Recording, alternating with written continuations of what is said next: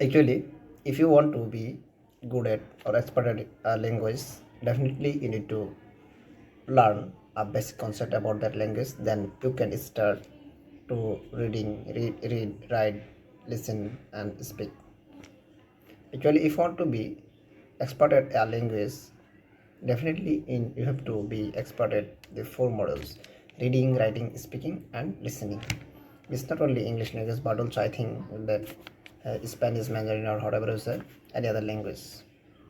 Actually ভাষাতে তোমরা যদি এক্সপার্ট হতে চাও, তাহলে অবশ্যই তোমাদেরকে কী করতে হবে?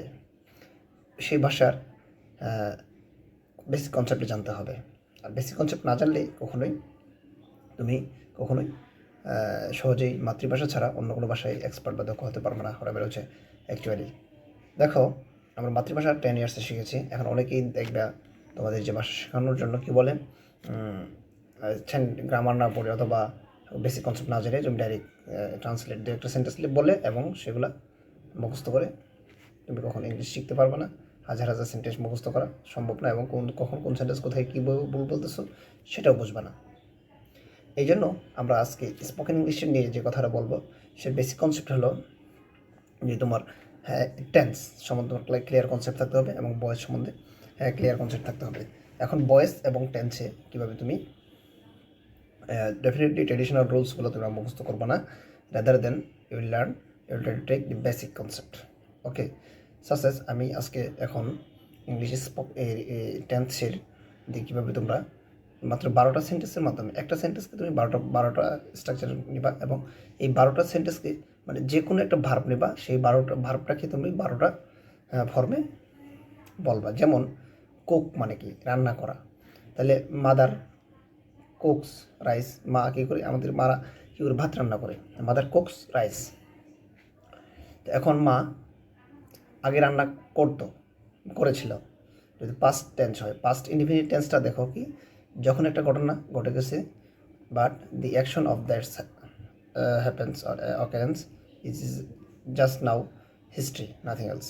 মানে একটা ঘটনা শেষ হয়ে গেছে, যার ফলাফলটা এখন আর বিদ্যমান নেই, জাস্ট এখন ইতিহাস আকারে রয়েছে। যেমন স্বাধীনতা যুদ্ধ হয়েছিল, তার অ্যাকশনটা আমাদের ডাইরেক্ট মনের ভিতরে এখন কাজ করে না। অনেক বেশি আনন্দিত হয়ে যে আমরা স্বাধীন হয়েছি, কিন্তু 1971 যারা মুক্তিযোদ্ধারা তখন কিন্তু মানে অনেক বেশি আনন্দিত হয়েছিল, পুলকিত হয়েছিল। সেই সময়টা কিন্তু আলাদা কথা ছিল। আর এখন এই ঘটনাটা, আমরা স্বাধীন করতেছি, ফলাফল বিদ্যমান রয়েছে, কিন্তু এটা ডিরেক্ট অ্যাকশন নেই। এটা যদি ডিরেক্ট অ্যাকশন না থাকে তাহলে এটা পাস্ট ইনডিফিনিট টেন্স। আবার বলি যে আমরা কালকে ভাত খেয়েছিলাম, এখন তো ভাত খেতে পারবো আবার, তাহলে কি এটা ইতিহাস আকারে রয়েছে, সেটা প্রেজেন্ট ইনডিফিনিট। আর যদি খেয়েছি এবং ফলাফলটা এখন বিদ্যমান রয়েছে, সেটা প্রেজেন্ট পারফেক্ট টেন্স। এখন দেখো, তাহলে আমার মা রান্না করেছিল, মাদার কুকড রাইস। মা ধরো গতকাল অথবা কালকে অথবা ওই দিন আগে রান্না করেছিল, এরকম ঘটনা হলে যে রান্না করেছিল এখন ধরো খাবারটা নেই, তাহলে সেটা কি? Past indefinite. আর এর পাস্ট ইনডিফিনিট স্ট্রাকচার কি? সাবজেক্ট প্লাস ভার্বের পাস্ট ফর্ম, মানে বা ভিটো তোমরা যেটি বলো। তবে ভিটো এগুলো আসলে কোনো শর্ট ফর্ম, এগুলো কোনো বেসিক জিনিস না। আমি তোমাদের বলবো যে সাবজেক্ট প্লাস ভি তো না বলে বলো যে সাবজেক্ট প্লাস ভার্বের পাস্ট ফর্ম। তাহলে কী হবে? ভার্বের পাস্ট ফর্ম কি? গো, ওয়েন্ট, গন। গো হলো প্রেজেন্ট ফর্ম, ওয়েন্ট হলো পাস্ট ফর্ম, আর গো ওয়েন্ট গন, গন হলো পাস্ট পার্টিসিপল ফর্ম। তো আই ওয়েন্ট টু মার্কেট, আমি মার্কেটে গিয়েছিলাম। মাদার কুকড রাইস, মা ভাত রান্না করেছিল। তারপরে দেখো, এখন যদি এটা প্রেজেন্ট ইনডিফিনিট বলো যে মা আগেও রান্না করতো, এখনও রান্না করবে, ভবিষ্যতে রান্না করবে। যদি একটা সেন্স এরকম থাকে যে আগেও ঘটতো, এখনও করে, ভবিষ্যতেও ঘটবে। যেমন সূর্য আগেও পূর্ব দিকে উঠতো, এখনও পূর্ব দিকে উঠে, ভবিষ্যতেও ওঠার সম্ভাবনা রয়েছে। আমরা আগেও সকালে ঘুম থেকে উঠতাম, এখন উঠে, ভবিষ্যতে। যদি একটা কনসেন্স এরকম থাকে যে এটা আগেও ঘটতো, এখনও করে, ভবিষ্যতেও ঘটবে, ঠিক আছে, ঘটার সম্ভাবনা রয়েছে, এরকম হলে তার প্রেজেন্ট ইনডিফিনিট। আর প্রেজেন্ট ইনডিফিনিটের স্ট্রাকচার কি? সাবজেক্ট প্লাস ভার্বের প্রেজেন্ট ফর্ম। আগে ছিল কি? পাস্ট ইনডিফিনিট থেকে সাবজেক্ট প্লাস ভার্বের পাস্ট ফর্ম। যেমন গো, কুক, পাস্ট ফর্ম হবে কুকড, ঠিক আছে। কুক হলো প্রেজেন্ট ফর্ম, কুকড হলো পাস্ট ফর্ম, আর কুকড পাস্ট পার্টিসিপল ফর্ম। আমি মা রান্না করে, তাহলে মাদার কুকস রাইস, মানে প্রেজেন্ট ইনডিফিনিট টেন্সের আকারে যদি বলে মা আগেও রান্না করতে, এখন রান্না করে, ভবিষ্যতে রান্না করে। আমার মা রান্না করে, মাদার কুকস রাইস। তো এখন এস বাই এস কেন যোগ করবো ভার্বের সঙ্গে? যখন কোনো সেন্টেন্সে ভার্বের সঙ্গে এস বা ইএস যুক্ত হয়। ভার্বের সঙ্গে এস বা ইএস কখন যুক্ত হয়? যখন একটা সেন্টেন্স প্রেজেন্ট ইনডিফিনিট টেন্স হয় এবং হি, শি, ইট এবং একটিমাত্র ব্যক্তি, বস্তু বা প্রাণী থাকে সাবজেক্ট হিসেবে এবং সেটা যদি প্রেজেন্ট ইনডিফিনিট টেন্স হয়, তখন ভার্বের সঙ্গে এস বা ইএস যোগ করতে হয়। যেমন মাদার, এখানে থার্ড পারসন সিঙ্গুলার নাম্বার, বা মা একটিমাত্র ব্যক্তি, একে বোঝাচ্ছে সাবজেক্ট এবং এটা প্রেজেন্ট ইনডিফিনিট, এই জন্য ভার্বের সঙ্গে কী করতে হবে? এস যোগ করতে হবে। Mother cooks rice. এখন ধরো যদি তোমরা বলো যে হ্যাঁ মাদার টমেটো রান্না করবে, টমেটো, অথবা রাতে রান্না করবে, এখন দুপুর, ধরো এরকম, তাহলে কী হবে? এটা ফিউচার ইনডিফিনিট। তাহলে ফিউচার ইনডিফিনিট স্ট্রাকচার কি? সাবজেক্টের পরে আগে ছিল কি? সাবজেক্টের পর বার্বের পাস্ট ফর্ম, পাস্ট ইনডিফিনিট। সাবজেক্টের পর বার্বের প্রেজেন্ট ফর্ম, প্রেজেন্ট ইনডিফিনিট। সাবজেক্টের পর বার্বের শ্যাল, উইল প্লাস বার্বের বেস ফর্ম, ঠিক আছে? শ্যাল, উইল এরপর বার্বের বেস ফর্ম বসে, ঠিক আছে? Not present form. Present form আর বেস ফর্ম নিয়ে কথা হলো যে দেখো বার্বের অনেকগুলো ফর্ম থাকে।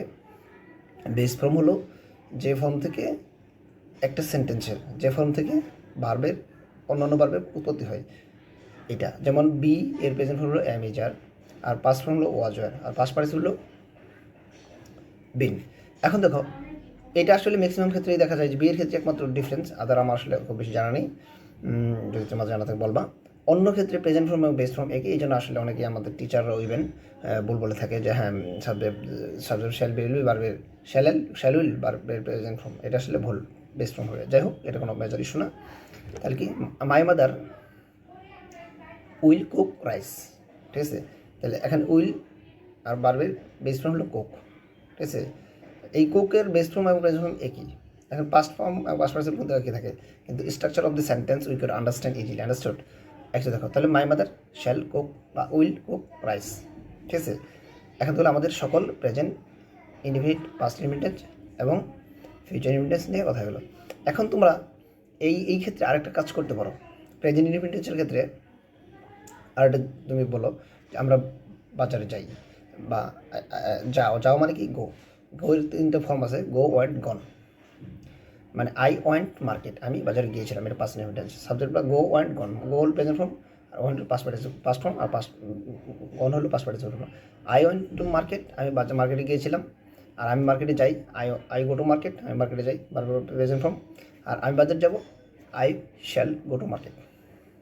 এরকম তুমি একটা ভার্ব নিবা, ভার্ব নিয়ে শত শত সেন্টেন্স করে ফেলবা, তাহলে কী হয়ে গেল? সকল ইনডিফিনিট টেন্সের সকল স্ট্রাকচার তুমি জেনে ফেলবা, এবং তুমি কখন কি বুঝিয়ে ফেলবে ইজিলি। ইনডিফিনিট টেন্সের সংজ্ঞাগুলো আমি তো বলে দিয়েছি, সেগুলো প্র্যাকটিস করবা এবং ব্যাখ্যাগুলো পড়বে, এবং সেন্টেন্স আকারে অনেকগুলো প্র্যাকটিস করলে তোমার কী হয়ে যাবে? খুবই ইজি হয়ে যাবে। ওকে? আর আমাদের যেহেতু একটি new channel, YouTube new channel, তোমরা অবশ্যই সাবস্ক্রাইব করবা এবং hit the bell icon to get the notification first. আমাদের সঙ্গে অবশ্যই থাকবে। তারপর আমরা এখন আলোচনা করব সকল কন্টিনিউয়াস টেন্স নিয়ে। I am speaking today all about continuous tense. এটা হলো past continuous tense, present continuous tense এবং ফিউচার কন্টিনিউয়াস টেন্স। অ্যাকচুয়ালি কন্টিনিউয়াসের বাংলা হলো চলমান। যখন কোনো একটা ঘটনা চলমান থাকে, কন্টিনিউয়াসকে আমরা আবার অন্যভাবে বলতে পারি, একে প্রগ্রেসিভ বলতে পারি। প্রগ্রেসিভ মানে চলমান, রানিং মানে চলমান, গোয়িং অন মানে চলমান। আচ্ছা, চলমান, যদি কোনো রানিং থাকে, কাজটা চলমান থাকে, সেটা হলো কন্টিনিউয়াস। যখন কোনো ঘটনা রানিং থাকে, যেমন আমরা কী করতেছি, ধরো আমরা আগে একটা এক্সাম্পল দিয়েছিলাম যে কুক দিয়ে সবগুলো আজকে বলবো টুডে। মাই মাদার আগে ধরো একটা সময় রান্না করতেছিল, ধরো কালকে আম্মা 1 ঘন্টা রান্না করেছিল, 2 ঘন্টা রান্না করেছিল, সেই সময়টা কী হবে? Continuous. My mother was cooking rice. Present continuous টেন্সের স্ট্রাকচার হলো ওয়াজ ওয়ার প্লাস ভার্বের সঙ্গে আইএনজি। কুক হলো ভার্ব এবং ওয়াজ হলো হেল্পিং ভার্ব, বা সাহায্য করবে, অক্সিলারি ভার্ব, তোমরা যেটাই বলো সেটা কোনো সমস্যা না। তাহলে অ্যামিজার ওয়াজ ওয়ার প্লাস ভার্বের সঙ্গে আইএনজি থাকলে হলো পাস্ট কন্টিনিউয়াস। মানে অতীতকালে কোনো ঘটনা যদি চলমান থাকে, সেটা হবে পাস্ট কন্টিনিউয়াস টেন্স, ঠিক আছে? যেমন my mother was cooking rice, I was going to market, they were playing, এগুলো হবে। তাহলে আমি ওয়াজ ওয়ার বা ভার্বের সঙ্গে আইএনজি, শেষ। তাহলে অতীতকালে কোনো রানিং থাকলে তোমরা বুঝে ফেলবা এরকম, এবং এই কন্টিনিউয়াস স্ট্রাকচারটা ফলো করবা। এখন আমরা যদি প্রেজেন্ট কন্টিনিউয়াস টেন্সে বলি, সাপোজ আমার আম্মু এখন রান্না করতেছে, তো আমি কি বলবো, তোমার আম্মু রান্না করতেছে, তখন কি বলবা, mother is cooking rice, mother is cooking rice.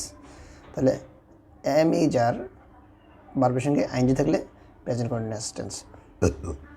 এখন একটি মাত্র ব্যক্তি, বস্তু বা প্রাণী যদি থাকে এবং সেটা যদি প্রেজেন্ট কন্টিনিউয়াস টেন্স হয়, তাহলে সেখানে ইজ বসবে উইদাউট আয়ের ক্ষেত্রে, যেমন আই এম হবে, শুধু আইকেই নেই। আর বাকি সকল ক্ষেত্রে প্লুরাল নাম্বার বা মানে বহুবচনের ক্ষেত্রে একটিমাত্র ব্যক্তি, বস্তু, প্রাণী যদি না হয় এবং সেটা প্রেজেন্ট কন্টিনিউয়াস মানে না হয়, তাহলে সেই ক্ষেত্রে তোমাকে আর ইউজ করতে হবে। যেমন দে are playing, they R cooking, ঠিক আছে। এখন দেখো, তারপরে দেখো future indefinite, future continuous tense. আর ফিউচার কন্টিনিউয়াস যখন কোনো ঘটনা আমি ধরো কিছুক্ষণ কাজটা করতেই থাকবো, ঠিক আছে, নেক্সট টাইম তোমাদের একটা ক্লাস নিতে থাকবো, সেটা কি ফিউচার কন্টিনিউয়াস টেন্স থাকবো, মানে চলমান থাকবে কিছুক্ষণ, যে হ্যাঁ, অথবা মা রান্না করতে থাকবে, mother will cooking, mother will be cooking rice, will be ভার্বের সঙ্গে আইএনজি, উইল বি ভার্বের সঙ্গে আইএনজি হলে future continuous, mother will be cooking rice, মা কী করবেন, রান্না করতে থাকবেন। তো এখন দেখো, তোমরা চাইলে গো দিয়ে করতে পারো, যে গো কি করতে পারে, যে হ্যাঁ, I was going to market, they were going to market. মানে একটিমাত্র ব্যক্তি, বস্তু, প্রাণী যদি থাকে এবং সেটা প্রেজেন্ট পাস্ট কন্টিনিউয়াস হয়, তাহলে সেখানে ওয়াজ ব্যবহৃত হবে এবং ওয়াজ ব্যবহৃত, বাকি সকল ক্ষেত্রে কী হবে, ওয়ার ব্যবহৃত হবে। যেমন we were going, they were going, হ্যাঁ, এরকম মোর দেন ওয়ান হলে কী হবে, ওয়ার হবে। ঠিক একইভাবে তোমার প্রেজেন্ট কন্টিনিউয়াস টেন্স অলরেডি বলে ফেলেছি, ফিউচার ক্ষেত্রে শ্যাল বি উইল বি হবে, এটা নিয়ে কোনো টেনশন নেই। শ্যাল সাধারণত ফার্স্ট পার্সনের ক্ষেত্রে ব্যবহৃত হয়, আর বাকি সকল ক্ষেত্রে আমরা উইল ব্যবহার করি। তবে শ্যালের বর্তমান ব্যবহারটা খুবই কমে গেছে এবং ইংল্যান্ডের লোকেরা সাধারণত শ্যাল ইউজ করে না। তবে শ্যাল আবার ভদ্র প্রকাশেও ব্যবহৃত হয়। Shall is a moral luxury and helping verb, and it is definitely, it has huge use. Understood? You need to know about details shall, and আমরা একটা নিয়ে ক্লাস নেব মডেল লাক্সারি নিয়ে, তখন ভালোভাবে বুঝতে পারবা। আমাদের তোমাদের অবশ্যই আমরা অলরেডি বলেছি যে this is our new channel, and hit the bell icon to get the notification first. And তোমরা যে কী ধরনের কন্টেন্ট নিয়ে ক্লাস করতে চাও সেটা নিয়ে অবশ্যই আমাদেরকে করবা, কমেন্টস করবো, আমরা তোমাদের ওই ব্যাপারে ক্লাসগুলো করবো। আর আমরা এখন অলরেডি আমাদের সকল কন্টেন্টস নিয়ে কথা বলা হয়ে গেছে, এখন আমরা কথা বলবো প্রেজেন্ট সকল পারফেক্ট টেন্স নিয়ে, past perfect, present perfect, future perfect. আচ্ছা, এখন আমরা যেটা নিয়ে কথা বলবো সেটা হলো present perfect continuous tense. Present perfect মানে টেন্স, পারফেক্ট মানে হলো যথাযথ বা যেমন থাকা উচিত তেমন। হ্যাঁ, যদি একটা ঘটনা শেষ হয়ে গেছে এবং তার অ্যাকশনটা স্টিল বিদ্যমান রয়েছে, সেটা হলো পারফেক্ট টেন্স। হ্যাঁ, সাপোজ মা রান্না করেছেন, আমরা এখনও খাইনি, তো মা রান্না করার কাজটা কিন্তু শেষ হয়ে গেছে। হ্যাঁ, এরকম যদি হয়, যেমন mother has cooked rice, mother has cooked rice, মা ভাত রান্না করেছেন, মানে মা রান্না করার কাজটা শেষ হয়ে গেছে কিন্তু মায়ের ভাত এখনও, যে রান্না করা ভাত আমরা এখনও খাইনি, একটু পরে খাবো। তার মানে কি, দি action already has been existed, এখনও এক্সিস্টেড রয়েছে, so it is present perfect tense. এরকম ঘটনা যদি অতীত হয় তাহলে সেটা হবে মাদার হ্যাড কুকড রাইস। যদি এরকম ঘটনা ইন ফিউচারে হয়, ফিউচারে একটা ঘটনা, মা রান্না করে বসে থাকবে, আমরা ভাত খাবো, তো রান্না করে বসে থাকার কাজটা কি হবে, ফিউচার পারফেক্ট কন্টিনিউয়াস। আর যদি রান্না করেছিল, রান্না করার পর বসেছিল, আমরা ভাত পরে খেয়েছিলাম, খাওয়ার আগে মানে ভাত রান্না করার সময়টা ওটা হলো ফিউচার পাস্ট পারফেক্ট টেন্স, ঠিক আছে। তো দেখো, তার past perfect tense mother has cooked rice, এটা হলো প্রেজেন্ট পারফেক্ট টেন্স। আর পাস্ট পারফেক্ট হলো মাদার হ্যাড কুকড রাইস। আর ফিউচার পারফেক্ট হবে mother will have cooked rice. Shall will, এরপরে মডেলের উপর সবসময় পারবে বেস ফর্ম বসে, ঠিক আছে। এই জন্য mother will have cooked rice, ঠিক আছে। এখন আমরা এটা নিয়ে দেখো, এই যে আমরা শুধু বলেছি কি একটা সেন্টেন্স নিয়ে, এখানে কিন্তু আমরা গো দিয়ে বলতে পারি, অথবা মানে প্রত্যেকটা ভার্বকে আমরা জাস্ট একটা স্ট্রাকচার দাঁড় করে দিচ্ছি। তোমাদের কী করতে হবে, আমাদের তো আমরা 12টা সেন্টেন্সের ভিতরে বলে দিচ্ছি সব কিছু, একটা সেন্টেন্সে 12টা করেছে, তোমরা এগুলো একটা করে ভার্ব নিবা এবং সেটাকে তোমরা 12টা সেন্টেন্সে টেন্সে পরিণত করার চেষ্টা করবো। যদি করতে পারো, হ্যাঁ, একটা সময় হয়তো 1 মাস 2 মাস অথবা 15 দিন 20 দিন লেগে যেতে পারে, এবং আই থিঙ্ক তোমরা যে কোনো সেন্টেন্স বুঝতে পারবে এবং সহজেই ট্রান্সলেট করবা। ইভেন ভয়েস জানলে আরও তুমি এক্সপার্ট হয়ে যাবা।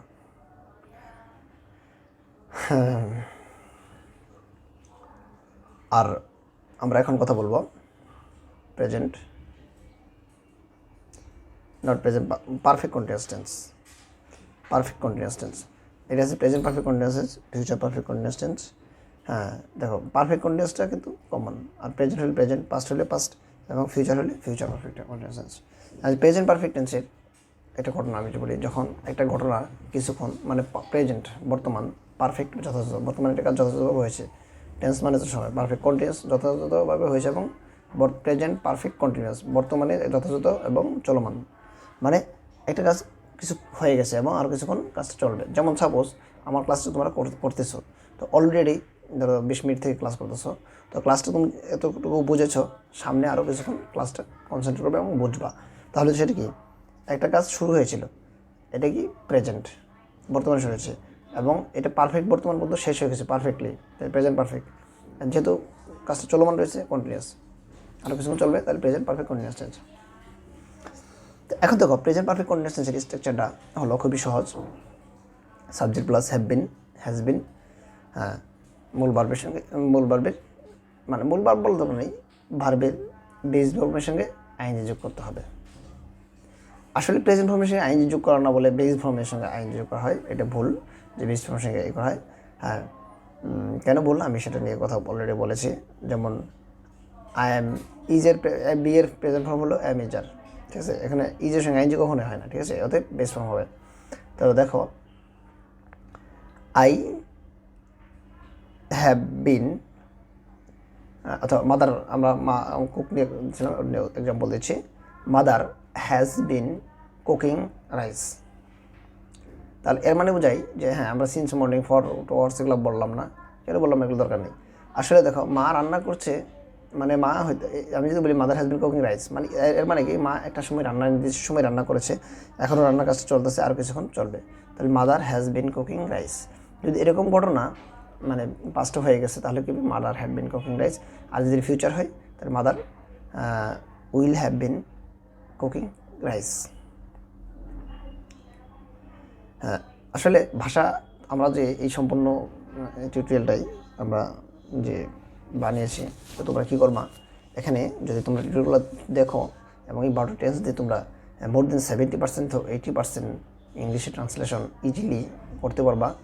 এবং if you want to learn, if you can understand a voice at a time, I think that will be very easier for you, and more than 95% spoken will be, not only spoken, I think that you could even read, write, listen, understand all the things.